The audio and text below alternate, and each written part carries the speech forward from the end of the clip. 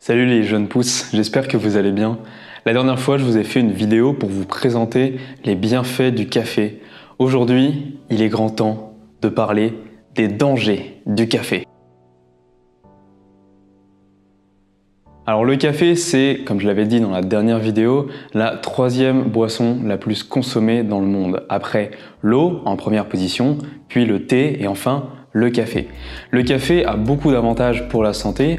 On l'a vu dans la dernière vidéo. Si ça vous intéresse d'en savoir plus, le lien est ici. Vous pouvez retrouver ça sur la chaîne YouTube assez facilement. Mais le café a également beaucoup de désavantages, beaucoup de méfaits pour la santé.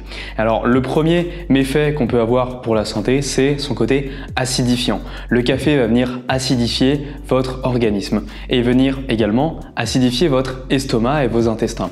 Moi j'ai longtemps souffert d'acidification de l'estomac à cause du café. C'est quand j'ai commencé à travailler, enfin j'étais en stage, j'ai beaucoup bu de café parce que j'ai commencé à faire comme tout le monde, à me lever beaucoup plus tôt que d'habitude, à faire mes 8 heures par jour et mes 35-40 heures par semaine. Donc j'ai commencé à boire beaucoup de café. Et le café, c'était venu quelque chose de très agréable. Vous savez, à la pause de 10 heures, le midi, à la pause d'après-midi vers 14 heures par exemple, c'était vraiment quelque chose de très agréable. On se retrouvait tous ensemble, tous les stagiaires, autour de la machine à café pendant 10-15 minutes. Oui, c'est vrai que on en a profité pour quand même se détendre à ce moment-là. Et du coup, j'ai commencé à boire beaucoup de café, j'en buvais même le week-end et parfois je m'en faisais même le matin. Quoique comme c'était gratuit à l'entreprise, bienvenue en Belgique, j'en faisais pas forcément le matin, mais j'en consommais énormément. Et là, j'ai commencé à remarquer que j'avais du mal à respirer, que j'avais l'impression que mon estomac était un peu douloureux, que j'avais des douleurs quand je digérais, que voilà, je commençais vraiment à me sentir mal au niveau digestif. Mais j'ai pas tout de suite fait le lien avec le café. Au début, je l'ai fait avec la caféine. Donc ce que j'ai fait, c'est que j'ai remplacé le café par du café décaféiné. Alors le désavantage du décaféiné, c'est qu'il contient encore de la caféine. Parce que on ne peut pas enlever toute la caféine des grains de café, même quand on les décaféine. Et il faut savoir que pour les décaféiner, c'est super dangereux pour la santé ce qui est utilisé. En fait, ça utilise des solvants qui vont venir solubiliser en fait à l'intérieur de ces solvants les molécules de caféine. Et qu'est-ce qu'on utilise comme solvant? Eh bien on peut utiliser aussi bien des alcools qui sont nocifs pour notre santé ou bien du chlore. Le chlore, oui, ce qu'on met dans la piscine pour désinfecter, du chlore. Donc évitons le décaféiné. Après, à petite dose, ce n'est pas dangereux nécessairement pour la santé, c'est comme tout dans la vie.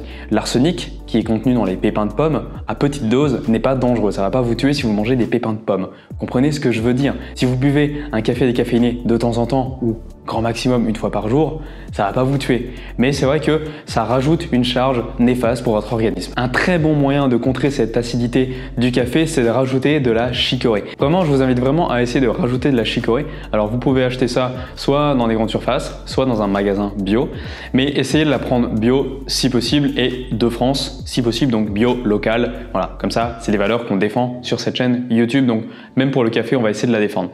Et du coup, la chicorée, qu'est-ce que ça fait? En fait, c'est une plante qui a également été torréfiée, donc elle a également des effets néfastes dont on va parler juste après, mais elle a l'avantage d'avoir beaucoup de fibres, notamment des fibres solubles, ce qui va améliorer le transit intestinal. Donc si à l'heure actuelle vous souffrez de troubles digestifs, ça peut être intéressant.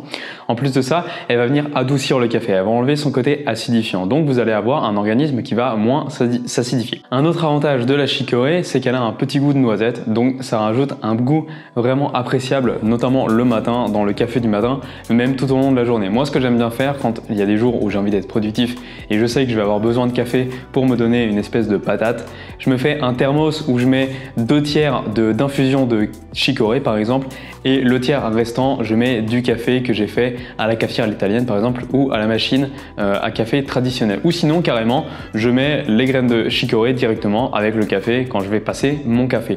Donc voilà, c'est une petite astuce pour réduire les méfaits du café, notamment le côté acidifiant. Ensuite, le café contient des acrylamides. Et qu'est-ce que c'est les acrylamides? En fait, vous savez, c'est les particules noires en fait qui noircissent quand on fait griller des légumes par exemple dans la poêle ou du coup pour le café quand on vient le torréfier. Donc c'est pour ça que la chicorée a également des acrylamides parce qu'on est venu torréfier la chicorée, ce qui nous permet de consommer cette racine. Mais pour le café, donc voilà, contient énormément d'acrylamides, donc c'est les particules noires et en fait c'est très cancérigène. C'est vraiment cancérigène parce qu'en fait ce sont des cellules, ce sont des molécules qui ont été détériorées. C'est pour ça qu'elles sont devenues toute noire. Donc moi ce que je vous invite à faire à ce moment-là, c'est d'essayer de consommer beaucoup plus d'antioxydants si vous ne voulez pas abandonner votre café, parce que les antioxydants vont venir combattre les radicaux libres et vont venir réduire les risques d'avoir des cancers. Donc ça va venir contrer, en fait contrebalancer tout ce qu'on a mis en mauvais qui provient du café. Donc voilà, c'est un peu une philosophie de vie, hein. Quand on prend quelque chose de mauvais, on va essayer de le contrebalancer avec quelque chose de bien. Voilà. C'est pas si manichéen que ça, hein. C'est pas blanc ou noir, mais c'est un peu le principe du yin et du yang. Il faut des deux pour faire un monde et pour avoir quelque chose de correct. Par exemple, on parle toujours de avoir un corps acide, c'est mauvais, mais avoir un corps trop alcalin n'est pas bon non plus. Donc voilà, on y reviendra plus tard dans une prochaine vidéo. Le café contient également ce qu'on appelle des alcools diterpènes. Alors qu'est-ce que c'est les alcools diterpènes? C'est un nom vraiment particulier. C'est un alcool qui est responsable de faire grimper le taux de cholestérol dans le sang. Alors il faut savoir que l'alcool diterpène, il est retenu par les filtres à café. Donc si vous, à l'heure actuelle, vous consommez uniquement du café filtre, alors à ce moment-là, vous n'avez quasiment pas d'alcool diterpène dans le café que vous buvez. Par contre, si vous consommez à l'heure actuelle beaucoup d'espresso, de café italien, de café américain ou bien tout simplement de café soluble, à ce moment-là, vous allez beaucoup avoir d'alcool diterpène dans votre sang et ça peut avoir comme conséquence d'augmenter votre taux de mauvais cholestérol. Donc voilà, soyez conscient de ça. Comme je le disais dans le premier épisode où je vous parlais des bienfaits du café, la caféine en soi n'est pas dangereuse pour la santé si elle est prise à des doses espacées. Mais on recommande quand même d'éviter de prendre plus de 300 mg de caféine pour une femme et 400 mg de caféine pour un homme. Donc ça, c'est par jour. Et alors, à quoi ça correspond à peu près? Il faut savoir que dans un café, il y a beaucoup plus de caféine que dans un espresso. Pourquoi? Parce qu'un café, ça a un contenant plus grand, en fait. C'est-à-dire que si on avait le même contenu, donc à contenu égal, à volume égal, il y aurait plus de caféine dans un espresso. Mais vu qu'un espresso est plus petit, plus serré, et un café italien, un ristretto est encore plus serré, il y a moins de caféine dedans. C'est juste que c'est beaucoup plus concentré. Donc à volume égal, on aurait plus de caféine dans un espresso, mais là on en a plus dans un café ou dans un americano si vous allez chez Starbucks par exemple. Et donc 300 mg de caféine par jour pour une femme, ça correspond à peu près à 3 tasses de café. Parce que dans une tasse de café filtre, il y a à peu près entre 100 et 120 mg de caféine. Dans un espresso, il y a à peu près 60 mg de caféine. Il faut savoir que dans 1 litre de coca, il y a à peu près 102 mg de caféine. Donc si vous consommez du coca, vous avez en plus de la caféine, donc faites attention à ça. Il faut être conscient de ça, il y a de la caféine dans le Coca-Cola.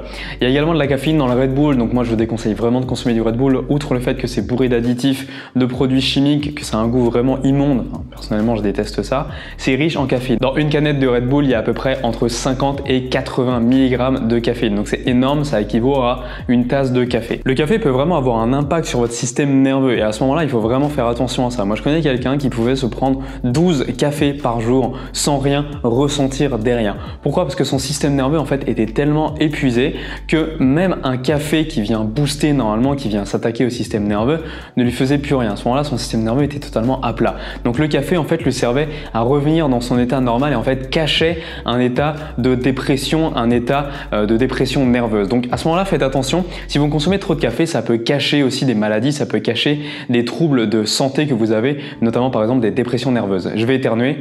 Waouh!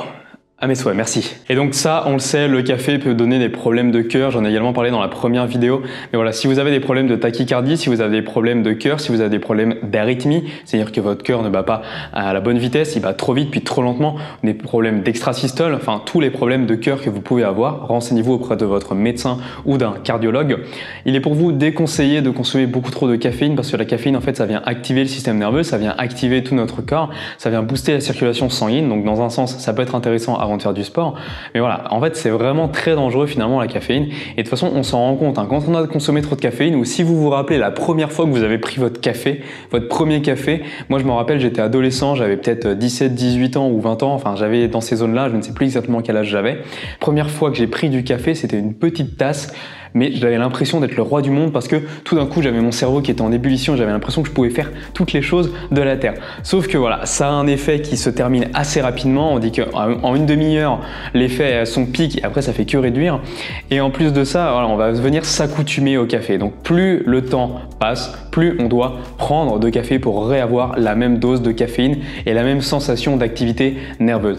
Donc moi, ce que je vous inviterais à faire pour réduire les troubles du café, c'est déjà de ne pas en prendre plus de 3 tasses par jour. Notamment si vous prenez du café filtre, ça va vous faire entre 300 et 360 mg de caféine par jour, ce qui est déjà pas mal. Si vous prenez des espressos, limitez-vous à 3 espressos, ça fait 60 mg ou 80 mg à peu près par espresso. Donc là, vous serez largement en dessous de la dose maximale recommandée. Par contre, les espressos sont beaucoup plus concentrés en caféine. Donc là, on boit la caféine très rapidement. Et finalement, c'est ça qui est dangereux aussi avec la santé. C'est ça qui est dangereux avec le café pour la santé. C'est que c'est pas une grosse dose de caféine sur toute la journée, c'est une grosse dose de caféine à un instant T. Et donc, prendre un double espresso, par exemple, est quelque chose de vraiment pas du tout recommandé parce qu'à ce moment-là, vous allez amener quelque chose de très concentré. Donc, il n'y aura pas beaucoup de liquide. Donc, votre corps va devoir beaucoup travailler, va manquer d'eau. En plus de ça, le café est diurétique. Donc, il va libérer de l'eau dans votre corps. C'est pour ça que vous avez envie d'aller aux toilettes quand vous avez bu du café. Donc, le café espresso n'est pas recommandé si vous avez des problèmes de cœur, si vous avez des problèmes de reins, si vous avez des problèmes de santé tout court. Et essayez de boire de l'eau quand vous buvez un café également parce que ça peut donner vraiment une mauvaise haleine. Et la mauvaise haleine, c'est typiquement un symptôme donc déjà d'avoir bu du café, mais également du fait que vos intestins et surtout votre estomac sont détraqués.